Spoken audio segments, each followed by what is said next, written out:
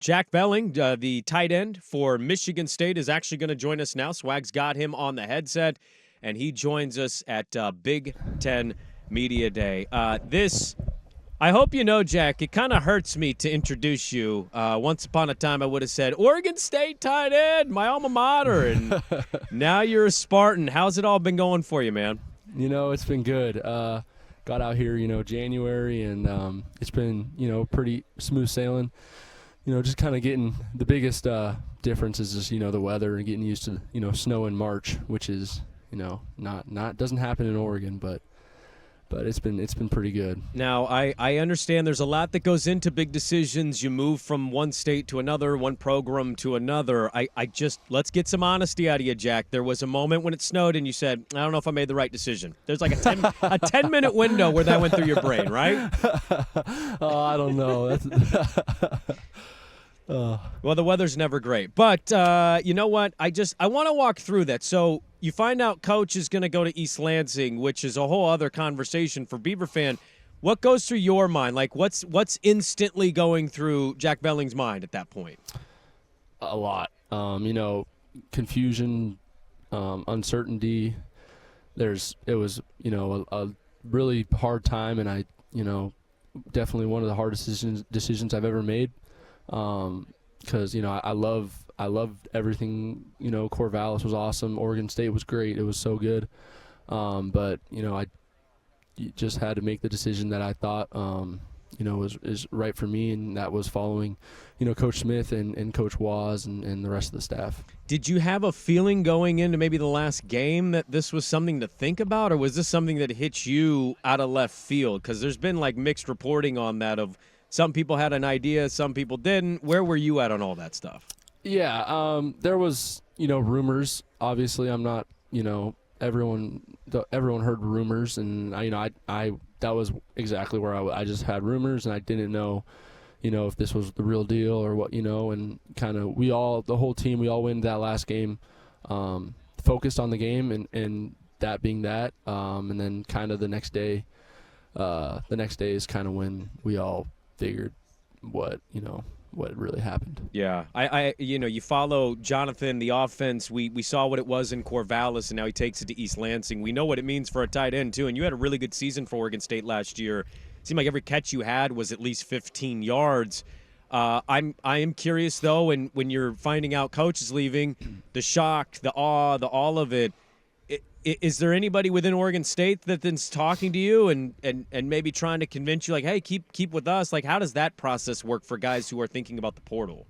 Yeah, for sure. It kind of all when Coach he had left and then a bunch of the guys at Oregon State we were all kind of sitting unsure about what was going to happen and what they were going to do. Hiring what coach and obviously they hired Coach Bray, and that was the best hire they could have made. I love Coach Bray, and he's going to do fantastic things out there. So, Coach Bray and I have, we had conversations, and overall, it was a bummer of a situation, but I know Oregon State's going to be in good hands with Coach Bray. What about Michigan State have you liked so far? You guys aren't coming in here with high expectations according to the odds makers. Not that matters a whole lot or needs to matter, but I'm curious how it's looked to you. You take Oregon State and you go east a little bit.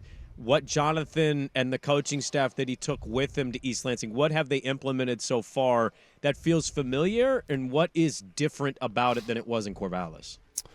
Yeah, you talk about, having the odds against us, and I think that's a good thing. I like it. I like, being the underdog, and, Coach Smith and his staff, they've done it before. They've, where they took Oregon State and how they've been doing now. And so, I'm excited. It feels pretty similar, with obviously a bunch of new faces, new different, locker room facility, all just different, but similar. So it feels kind of, it kind of just feels like home, and yeah, it's been great so far. If I would have told you a year ago you're going to be at Big Ten Media Day next year, what would you have told me? If I didn't even tell you the coach left, if I'm like, hey, Jack, next year you'll be in Indianapolis talking to me at Big Ten Media Day, your thought at that point right now would have been what?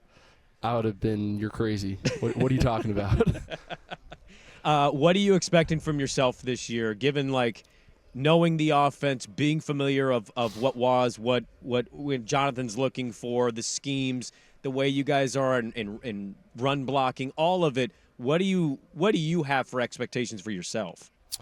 I think just another a stack on last year. Just one step further than what we did last year, and we're not looking back, but just keep improving, and the rest will work itself out. Jack Velling, our guest here, tight end at Michigan State, former Oregon State Beaver. He portaled over to East Lansing. He followed Jonathan Smith as they go over there in year one. You were not alone in the portal. It wasn't just coaches that left with Jonathan. There were multiple players, and one of them that ultimately made the decision to go to East Lansing is your quarterback, Aiden Childs. Yeah. And, we didn't see him a whole lot. There was a point in the year, and I know you guys had a good year, but there was a point where I was like, could we see him a little more than what was going on there? A lot of people in East Lansing may not be familiar, but some of us out west were really high on what Aiden Childs could be this year. What is the move? I know you're kind of talking for him here, but what's the move been for him, and how has that looked in maybe workouts this summer with him and building more chemistry? Yeah, I think he's settled in great. If anyone that knows Aiden, they know he's a stand-up guy, and he's just an awesome dude to be around. He's gonna make friends with anyone, the guy on the street. So he's doing just fine. He's kind of stepping into more of that leader role. Last year, obviously, DJ, obviously he was just the starter for us, and so Aiden he learned a lot from DJ, and I think slowly he's morphing into that leader, that starting quarterback. He's been great in summer workouts.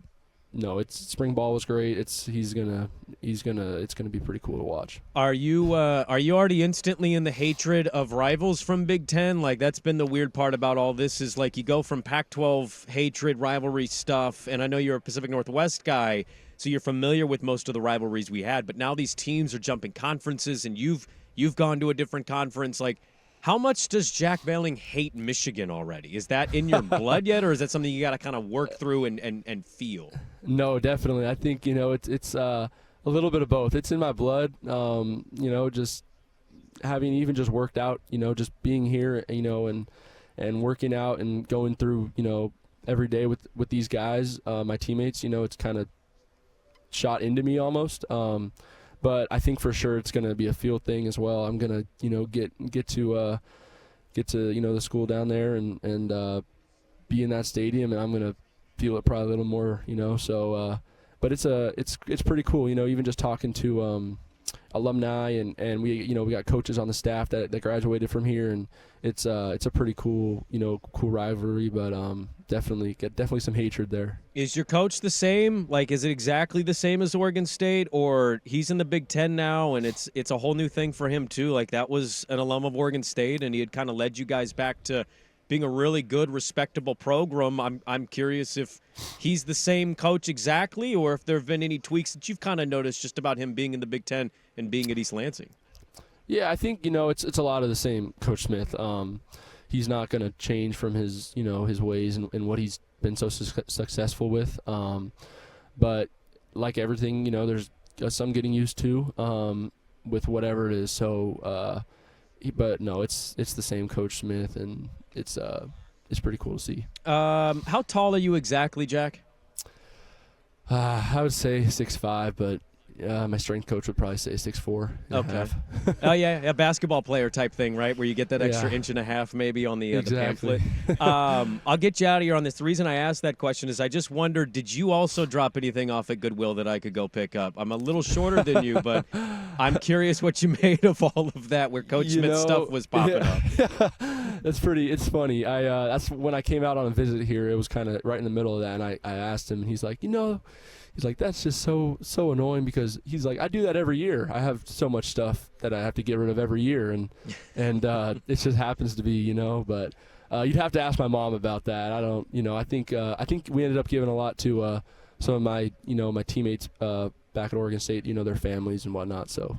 Well, we're rooting for you, man. We thank your time as an Oregon State Beaver. I wish you success and have a great experience over there in East Lansing. And thanks for hopping on with us, man. We really appreciate it. Thank you, Brandon. I really appreciate it. All right, there we go. Good stuff from Jack Velling, tight end, formerly of my Oregon State Beavers, now at Michigan State. Let's talk a little bit about that. I'll push the Ryan Day stuff out as Jack Velling just joined us there. He did not donate his clothes to the Goodwill, but he says, I wish he did. We're the same size. You're the same size as him. Say 6'5", but really 6'4". He, interesting that Jonathan's response was, I do this every year. And I'm like, maybe you do, but I feel like we would have caught wind of that prior. Maybe I'm wrong. Maybe he did do that every year. Seems fishy.